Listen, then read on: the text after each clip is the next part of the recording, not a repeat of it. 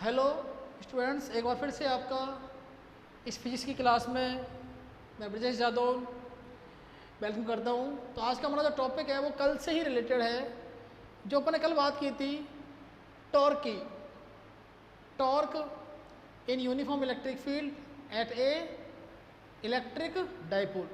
तो कल हमारा एक फॉर्मूला आया था, tau equal to P E sine theta. ये जो थीटा है, theta is an angle between, ये जो थीटा एंगल है वो किस किस के बीच का एंगल है? पी और ई के बीच का, between P and E. Theta P व ई के मध्य का कोण है। ये बात हमें याद रखनी है, भूलना नहीं है इस बात को। कई बार बच्चे भूल जाते हैं थीटा किस किस के बीच का कोण है। थीटा पी और ई के मध्य का कोण है। अब इसको अपन दो भागों में तोड़ते हैं एक बार, जैसे कि मैंने कल आपको बताया था, tau equal to P cross E vector, और एक हो जाएगा हमारा tau equal to E vector cross P vector. अब ये ई क्रॉस पी और पी क्रॉस ई के बारे में वापस देख लेते हैं। होता क्या है कि जैसे कि हमने देखा कि ये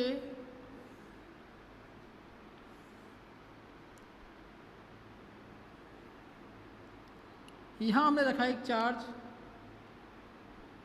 प्लस क्यू और यहाँ रखा माइनस क्यू।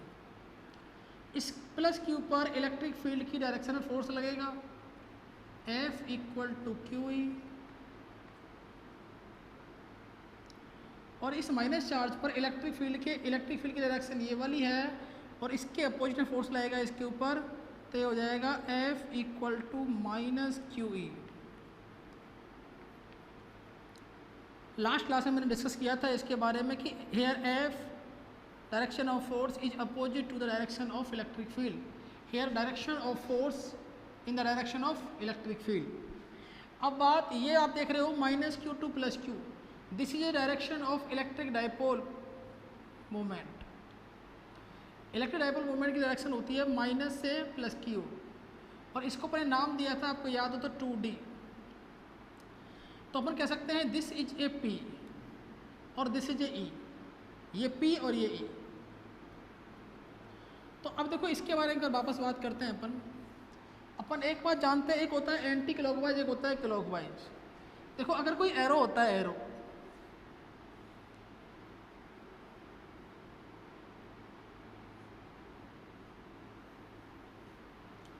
कोई एरो, जैसे मैं खड़ा हूं तो एरो मेरी तरफ आ रहा है, तो मैं क्या देख रहा हूं कि एरो का मुझे कौन सा वाला भाग दिखाई देगा? सोचो आप, एरो का जो आगे वाला पार्ट है, आगे वाली जो नोक है, उसकी जो नोब है वो मुझे दिखाई देगी, ठीक है ना।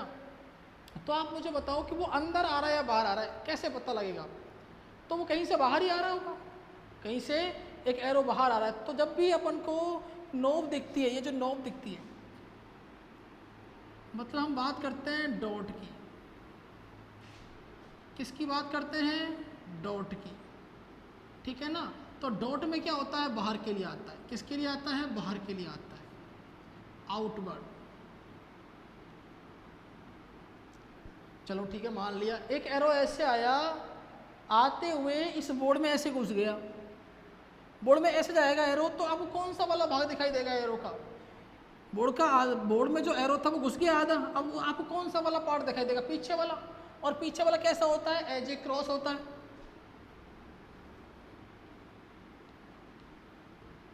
क्या होता है पीछे वाला? As a cross. अब जब क्रॉस होता है तो क्रॉस में हमें क्या पता लगता है? आपको एक चीज ध्यान रखनी है कि बाहर के लिए क्या काम में लेते हैं? डॉट, समझ में आया कैसे?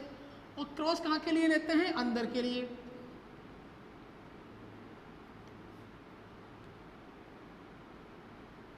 इनवर्ड कह सकते हैं, इनसाइड कह सकते हैं, आउटसाइड कह सकते हैं इसको। तो बच्चों यहाँ तक की बात हमारी क्लियर होती है। अब इसी पर चलते हैं अपन एक बार, तो इन दोनों फॉर्मूलों को एक बार अपन वापस क्लियर लेते हैं। तो देखो अपन क्या करते हैं, मैंने मान लिया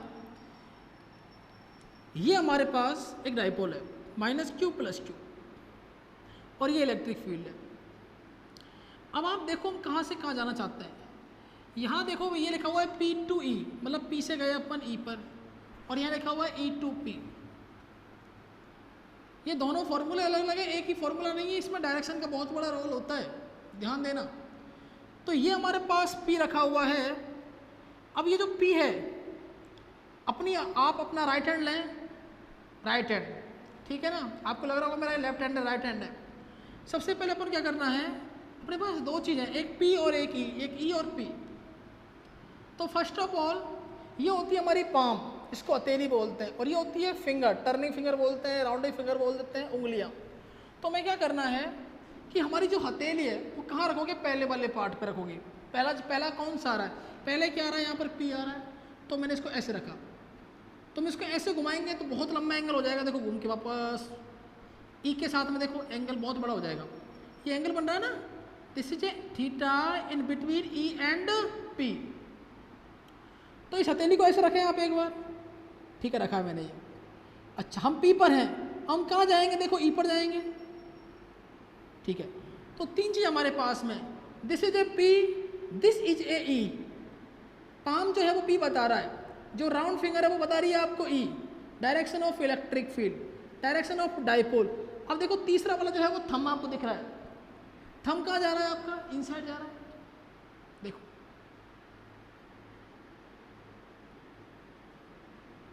ऐसे ऐसे, थंब कहाँ गया आपका, इनसाइड। तो जो टॉर्क की डायरेक्शन है वो कहाँ होगी,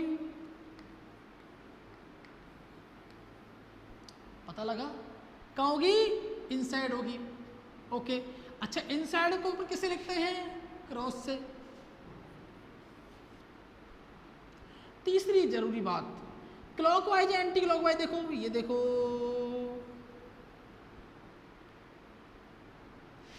ऐसे क्या होता है बच्चों,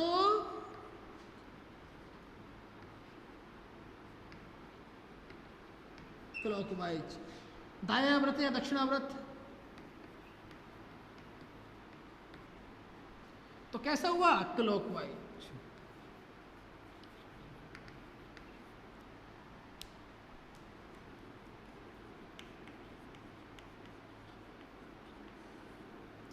अब इसकी बात कर लेते हैं।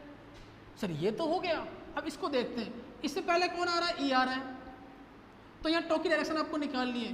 क्वेश्चन में सवाल आ सकता है कि E क्रॉस P के अंदर, E vector cross P vector के अंदर, इसके दौरान, during this process, what is the direction of torque, torque की डायरेक्शन क्या होगी, अंदर होगी बाहर होगी। एक नंबर का सवाल अच्छा बन सकता है। तो देखो वापस चलते हैं, हथेली कहाँ रखोगे आप, E पर, और कहाँ जाओगे आप, P की तरफ। टॉर्क कहाँ बन रहा है आपका, बाहर। सोचो एक बार, E P कहाँ है आपका, इधर ही है ना, ये P देखो, पहले ऐसे गए थे, अब ऐसे आएंगे। पहले ऐसे गए तो थंब कहाँ आ रहा था, अंदर। ये जो थंब है वो बताएगा आपको डायरेक्शन ऑफ टॉर्क। अब कहाँ जा रहा है, देखो एक बार, बाहर आ रहा है। तो ये कहाँ के लिए बता रहा है, सोचो कहाँ जा रहा है, बाहर आ रहा है।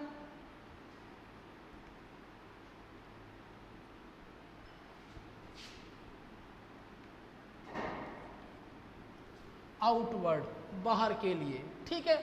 अच्छा मुझे बताओ क्लॉकवाइज है एंटी क्लॉकवाइज है। जब पहले वाला क्लॉकवाइज था तो ये कैसा रहेगा, एंटी क्लॉकवाइज।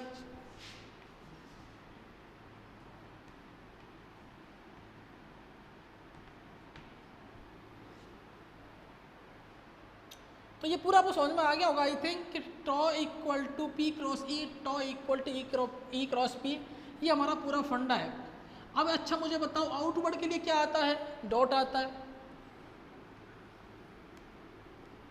ये बात समझ में आ गई आपको, ये चीज़ आपके बार बार काम आएंगी। अब देखो जो टॉ है वो E और P के परपेंडिकुलर है, कैसे, देखो अपन इसको कैसे समझते हैं, ये अगर E है और ये P है तो ये क्या हो जाएगा, टॉ। ये क्या हो जाएगा, tau. This is a perpendicular to each other, this is a perpendicular to P and E। Okay अभी देखो ये ऐसे है, अब ये कहाँ चला जाएगा, नीचे। अभी ऊपर था, अभी कहाँ चला जाएगा, नीचे। अब ये देखो ये कैसा है क्लॉकवाइज और ये कैसा हो जाएगा एंटी क्लॉकवाइज। आप खुद एक्सपेरिमेंट करें तब आपको अच्छी तरह से फीलिंग आएगी और तब आपको अच्छी तरह से क्लियर होगा। अब इसके कुछ पार्ट पढ़ते हैं जो बहुत इंपॉर्टेंट है। मैंने आपको बताया था कि tau is perpendicular to E vector and P vector, और थीटा किसके बीच का एंगल है बताया था मैंने आपको, थीटा किसके बीच का एंगल है, पी वेक्टर और ई वेक्टर के बीच का एंगल है। अब इसके कुछ स्पेशल केस पढ़ते हैं अपन जो हमारे लिए समझना बहुत जरूरी है, आगे वाले टॉपिकों में काम आएंगे। तो स्पेशल केस क्या है मैं आपको बताता हूँ।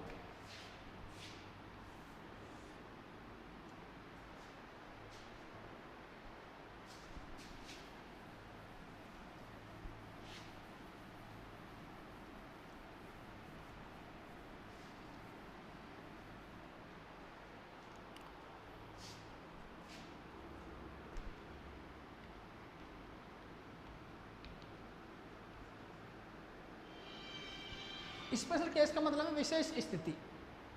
तो सबसे पहले जो अपन केस पढ़ते हैं वो पहला केस पढ़ते हैं अपन,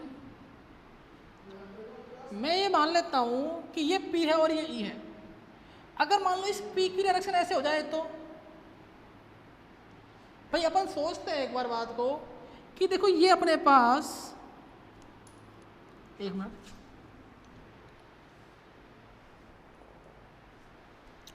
ये मान लो अपने पास माइनस क्यू, ये अपने पास प्लस क्यू। इस प्लस क्यू पर फोर्स क्या लग रहा है बताएं आप मुझे, ऐसे लग रहा है, माइनस क्यू पर क्या लग रहा है, ऐसे लग रहा है। अब देखो क्या होगा,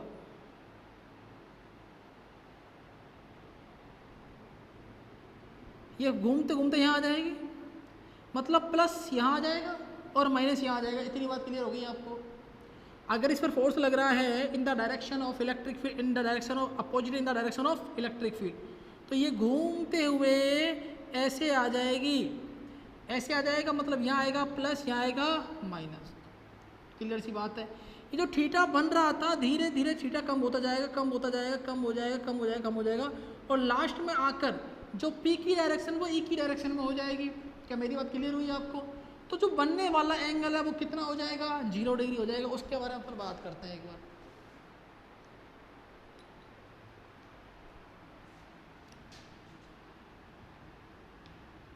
पी वेक्टर व ई वेक्टर के मध्य थीटा बराबर कितना हो, 0 degree.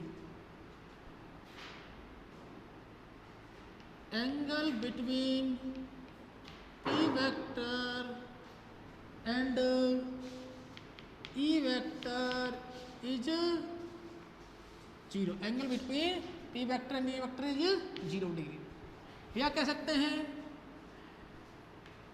P vector and E vector are parallel. कैसे हो जाएंगे दोनों, समांतर हो जाएंगे।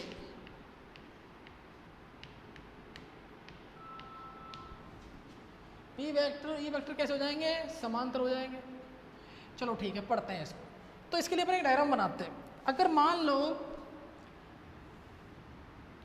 ये आपके पास इलेक्ट्रिक फील्ड की डायरेक्शन है, ठीक है, और यहाँ पर अगर मान लो अपने पास प्लस क्यू आ गया और यहाँ क्या आ गया, माइनस क्यू, तो डायरेक्शन ऑफ इलेक्ट्रिक फील्ड क्या होगा बताओ मुझे। ये हो गया, पी की डायरेक्शन कैसे हो जाएगी, ऐसे हो जाएगी। तो जिस डायरेक्शन में पी है उसी डायरेक्शन में क्या है, ई। सोचो, देखो ऐसे तो कर रहा था मैं भी आपके सामने, इसको ऐसे घुमा के ऐसे लेकर आ रहा था। तो थीटा कितना है यहाँ पर, 0। तो टॉ इक्वल टू क्या पढ़ा अपन ने, पी ई साइन थीटा। बात को ध्यान रखना, पी ई की दिशा में है, P along the direction of E, P विद्युत क्षेत्र ई के अनुदिश है। कुछ भी लिख सकते हैं, सारी चीज़ें आपको याद रखनी है, बार बार मैं नहीं बताने वाला आपको। Tau equal to P sine theta. यह थीटा इक्वल टू कितना है, थीटा इक्वल टू कितना है, 0 डिग्री। ओके, तो साइन थीटा कितना हो जाएगा, साइन थीटा कितना हो जाएगा, 0, क्योंकि साइन 0 की वैल्यू कितनी होती है, कितनी होती है, 0 होगी। तो यहाँ पर आते हैं टॉ इक्वल टू पी 0, तो टॉ इक्वल टू कितना मिलेगा हमें, 0। जब टॉ इक्वल टू हमें 0 मिला है प्यारे बच्चों, तो टॉ को लिख सकते हैं अपन मिनिमम।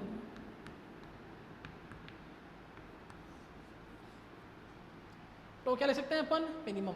ये पहला केस आपके समझ में आ गया। अब इससे इंपॉर्टेंट दूसरा वाला केस है। इस केस में आपको एक महत्वपूर्ण बात ये याद रखनी है, वेरी वेरी इंपॉर्टेंट बात है, कि ये जो प्लस क्यू है ये इधर ही आना चाहता था।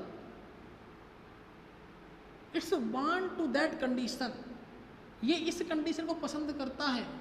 जैसे आप किसी को पसंद करते हो ना, तो किसी के मना करने से मानते हो क्या? नहीं मानते, कोई नहीं मानता यार। तो ये जो प्लस क्यू है ये कहाँ रहना चाहता है, आप मुझे बताओ। प्लस क्यू कहाँ रहता है? इलेक्ट्रिक फील्ड प्लस क्यू से इलेक्ट्रिक फील्ड कहाँ रहता है? बाहर होता है, बाहर है। और माइनस क्यू में कहाँ होता है? अंदर होता है। देखो अगर ये माइनस क्यू है, इसके अपोजिट अगर ऐसे चलते हैं, इसमें कहाँ होगा? अंदर होगा। प्लस क्यू की वजह से कहाँ जा रहा है? बाहर जा रहा है।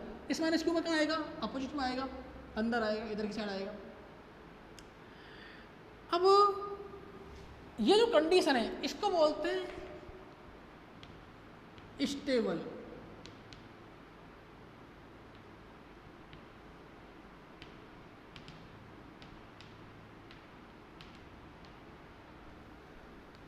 इसको बोलते हैं स्थिर साम्यावस्था।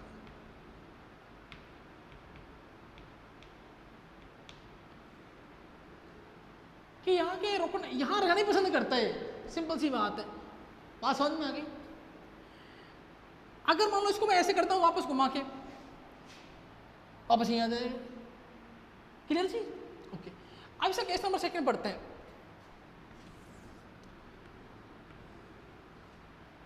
केस नंबर सेकंड क्या वो देखते हैं एक बार।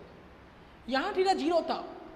अगर अपन बात करते हैं पी वेक्टर व E vector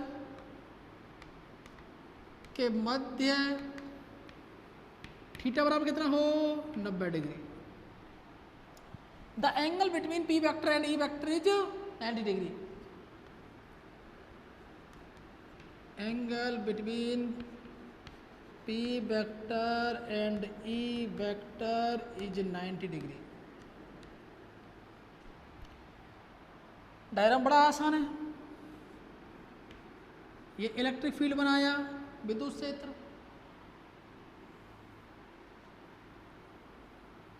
minus Q plus Q, clear है? डायरेक्शन ऑफ पी, थीटा कितना बना? 90 डिग्री। अब मुझे बताओ फॉर्मूला क्या होता है? फॉर्मूला हमारे पास होता है बच्चों tau equal to P E sine theta. होगा नहीं होगा? अब देखो यहाँ पर थीटा कितना है हमारे पास में? 90 डिग्री। तो मैंने कहा थीटा इक्वल टू 90 डिग्री और साइन 90 कितना हो जाएगा हमारे पास? 1 हो जाएगा प्लस का। इसकी वैल्यू यहाँ उठा के रख दो, यहाँ पर कह सकते हैं यहाँ पर साइन थीटा, तो इसकी वैल्यू रखोगे तो टॉ इक्वल टू कितना आ जाएगा? पी ई, या 1 आएगा। 1 का पी से मल्टीप्लाई करेंगे तो पी आ जाएगा। तो यहाँ टॉ इक्वल टू पी आया है, टॉ इक्वल टू पी आया है। मतलब इसको लिख सकते हैं अपन टॉ मैक्सिमम इक्वल टू पीई। यहां से जो टॉ की वैल्यू आपको अधिकतम मिलेगी वो कितनी मिलेगी? पीई मिलेगी। अब इसको अपन क्या बोल सकते हैं? इसको ना तो अपन बोल सकते हैं स्थिर साम्यावस्था, ना इसको अस्थिर साम्यावस्था बोल सकते हैं। दैट मीन्स अनस्टेबल इक्विलिब्रियम भी नहीं बोल सकते, क्योंकि इसको तो अपन घुमा के लेके गए यहाँ पर। अगर यहाँ छोड़ेंगे वापस यहीं आ जाएगा। दोनों के समझ में आए? टॉ इक्वल टू 0, इसको बोलते हैं 0 को सबसे कम होता है इसलिए इसको बोलते हैं मिनिमम। टॉ न्यूनतम, टॉ न्यूनतम इक्वल टू 0, टॉ मैक्सिमम बराबर P E, tau maximum equal to P E, tau अधिकतम बराबर पीई। ओके, अब चलते हैं केस नंबर 3 पर। केस नंबर 3 क्या कहता है वो एक बार देखते हैं।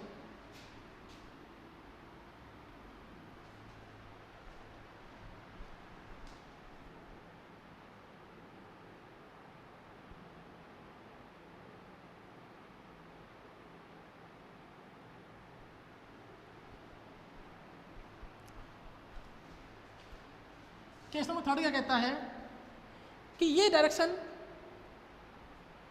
सेम डायरेक्शन हो गई, 0 हो गया, यहाँ हो गया 90। अब लेते हैं 180। यदि ई वेक्टर और पी वेक्टर के मध्य थीटा बराबर कितना हो बेटा 180 डिग्री हो। Angle between E vector and P vector is 180 degree. Clear है? 180 डिग्री हो जाएगा एंगल। तो जब एंगल ई और पी के बीच का 180 डिग्री हो जाता है तब इसका डायग्राम बनाते हैं एक बार अपन। तो देखो ये वो इलेक्ट्रिक फील्ड 0 के लिए, 90 के लिए और 180 के लिए। तो 180 के लिए डायरेक्शन ऑफ पी ऐसे होगा, पी के लिए पी की डायरेक्शन क्या होती है -2 प्लस।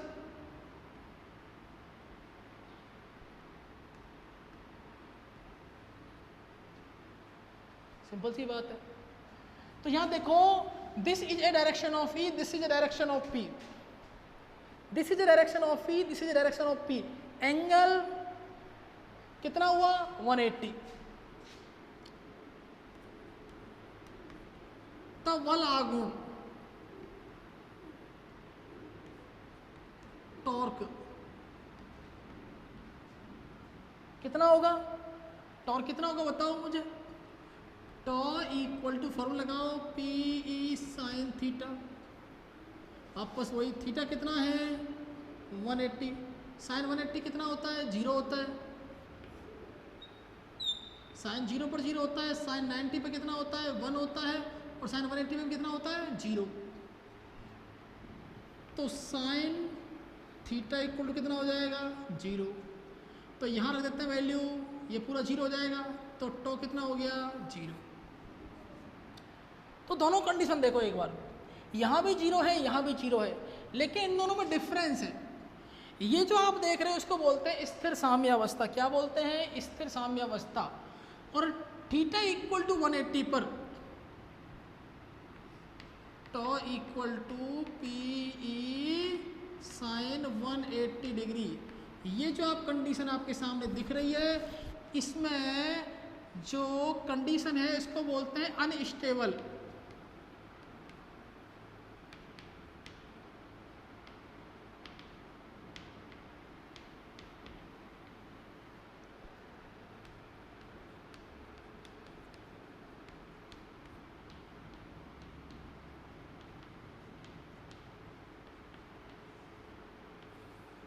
क्या बोलते हैं इसको? स्थिर साम्यावस्था, अनस्टेबल इक्विलिब्रियम। अच्छा एक चीज और देखें, इसको क्यों बोलते हैं सोचो आप। क्योंकि क्या प्लस यहाँ रहेगा क्या? नहीं रहेगा। क्या माइनस यहाँ रहेगा क्या? नहीं रहेगा। ये प्लस को यहाँ छोड़ दिया मैंने, देखो पहले प्लस यहाँ पर था, इस वाले केस में यहीं पर था, ठीक है, यही रहना पसंद करता है, मैंने बताया था। ओके, इसलिए पसंद करता है, इसलिए इसको बोलते हैं स्थिर साम्यावस्था। इसको ऊपर लेके गए 90 डिग्री, कोई दिक्कत नहीं है, क्योंकि यहाँ पर कुछ ना कुछ टर्म मिलता है मैक्सिमम। इसको वापस कहाँ लेके गए अपन? यहाँ पर लेके गए। तो क्या मुझे बताओ प्लस क्यू यहाँ रहेगा क्या? क्योंकि प्लस क्यू इलेक्ट्रिक फील्ड के डायरेक्शन में होता है और माइनस क्यू क्या होता है? इलेक्ट्रिक फील्ड के अपोजिट होता है। तो प्लस क्यू कहाँ चला जाएगा? घूम के वापस यहीं आ जाएगा, और माइनस कहाँ जाएगा? वापस घूम के यहाँ आ जाएगा। देखो स्थिर का मतलब जो स्थिति पसंद करता है, और अस्थिर का मतलब होता है जो स्थिति पसंद नहीं करता। अस्थिर साम्यावस्था, अनस्टेबल इक्विलिब्रियम। तो ये हमारा क्लियर हुआ। अब एक चीज और देखो, जो कि टॉ की डायरेक्शन हमारी बुक में दी हुई है, टॉ इक्वल टू पी क्रॉस ई।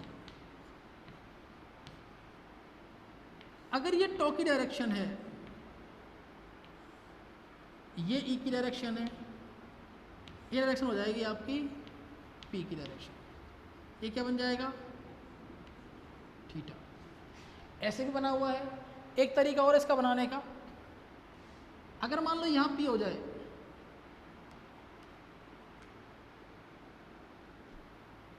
अगर मान लो सॉरी यहाँ आप टॉर्क बनाओ, तो किसी डायरेक्शन हो जाएगी, ये वाली पी की हो जाएगी, और ये किसकी हो जाएगी? ई की हो जाएगी। वापस वही कहानी हमारी स्टार्ट हो जाएगी। इसको एक बार देख लें आराम से, कोई दिक्कत हो तो आप मेरे से पूछ सकते हो, ठीक है। अब कुछ नेक्स्ट टॉपिक है वो शुरू करते हैं अपन एक बार।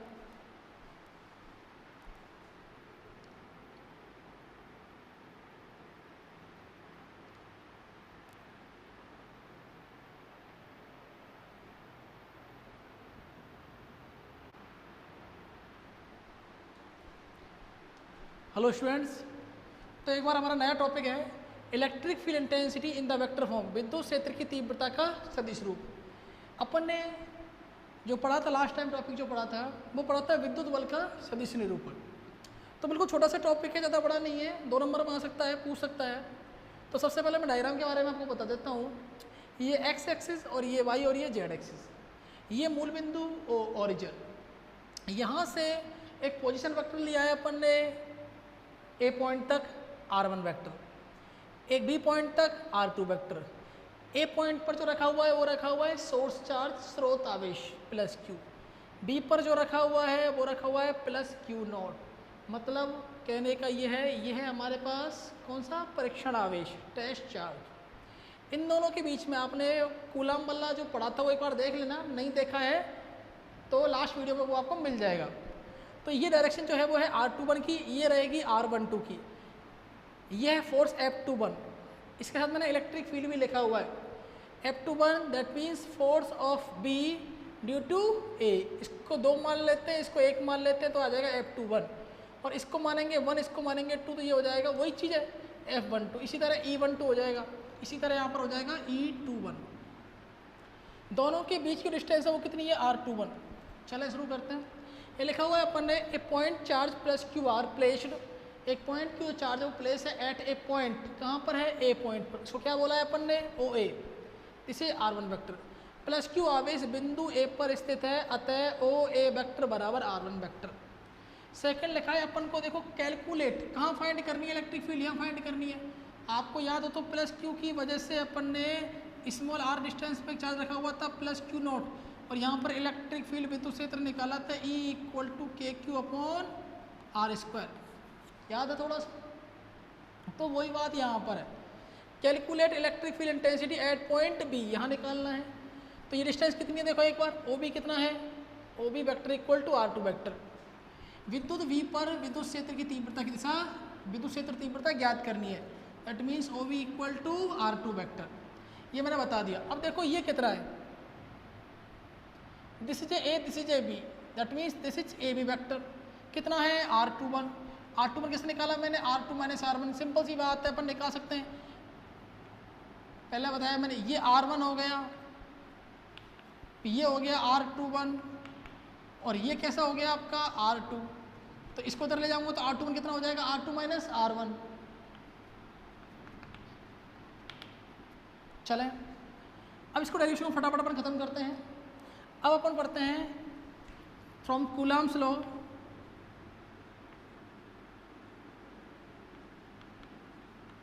From Coulomb's law, electric field at a test charge Q naught, electric field intensity at a test charge plus Q naught due to plus Q charge. मतलब कहने का ये है कि प्लस क्यू नॉट आवेश पर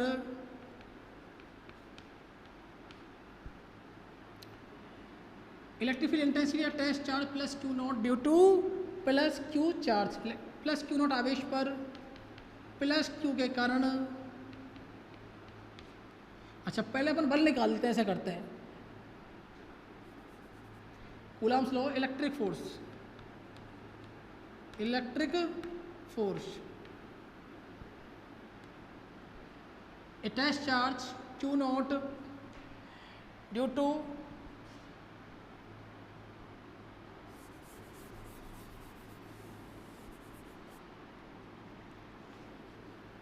फ्रॉम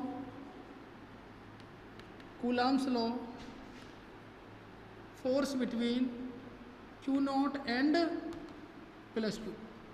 तो कितना हो जाएगा, F अपने निकाल दिया। F = क्या होता है, KQ नॉट Q/R²। ठीक है, इसको थोड़ा सॉल्व करते हैं। K होता है 1/4πε0। ये वेक्टर लगाया, यहाँ लिखा मैंने Q नॉट और यहाँ पर Q आया, कोई दिक्कत नहीं है। R कितना दोनों के बीच का, R21 का स्क्वायर। अब देखो ये वेक्टर, तो यहाँ वेक्टर लगाना पड़ेगा अपन को R21 का, इसको अपन सॉल्व करना जानते हैं। तो नेक्स्ट स्टेप अपना हो जाएगा F equal to 1/4 pi epsilon naught Q naught Q R21 और ये हो जाएगा नीचे R21, ऊपर हो जाएगा R21 का वेक्टर फॉर्म। ये इसका नेक्स्ट स्टेप मैंने यहाँ लिखा है। अब इसको अपन सॉल्व कर सकते हैं आगे। ये हो जाएगा 1/4 pi epsilon naught Q naught Q, ये हो जाएगा Q इसका R21 वेक्टर का Q हो जाएगा और ये हो जाएगा अपने पास R21 वेक्टर फॉर्म में। अब अपने पास ये क्या आया है? अपने पास आया है F। नाउ इलेक्ट्रिक फील्ड अपन निकाल सकते हैं। Now electric field intensity at point B, check कर लेता हूँ कैमरे में।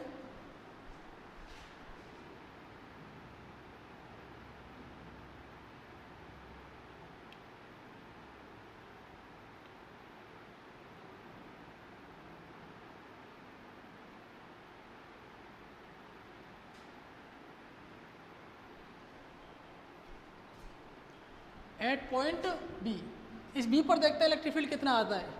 तो मैंने लिखा E vector equal to F upon Q naught. तो F की वैल्यू कितनी आई है हमारे पास में? 1/4 pi epsilon naught Q naught Q upon कितना है अपने पास में?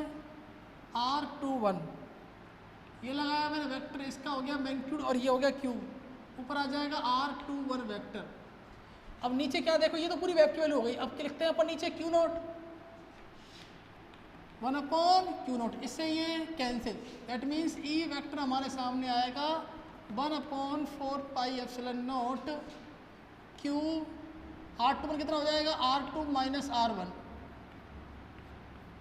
Q और ये हो जाएगा R2 माइनस R1 का वेक्टर फॉर्म। ये हमारा टॉपिक क्या हुआ? कंप्लीट हुआ। अब यहाँ डायरेक्शन की बात करते हैं। The direction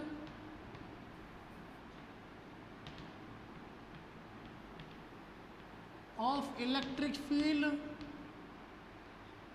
act in the direction of AB। तो इलेक्ट्रिक फील्ड डायरेक्शन कहाँ आएगी बताओ मुझे? AB की डायरेक्शन में आएगी। यहाँ विद्युत क्षेत्र तीव्रता की दिशा AB वेक्टर की दिशा में होगी। ध्यान दें एक बार, पहले मैंने F निकाला है, फिर यहाँ पर E निकाला है। सिंपल डेरिवेशन 2 नंबर का आ सकता है, उसके बाद अपन इसको डायरेक्शन जरूर बताना है। ओके।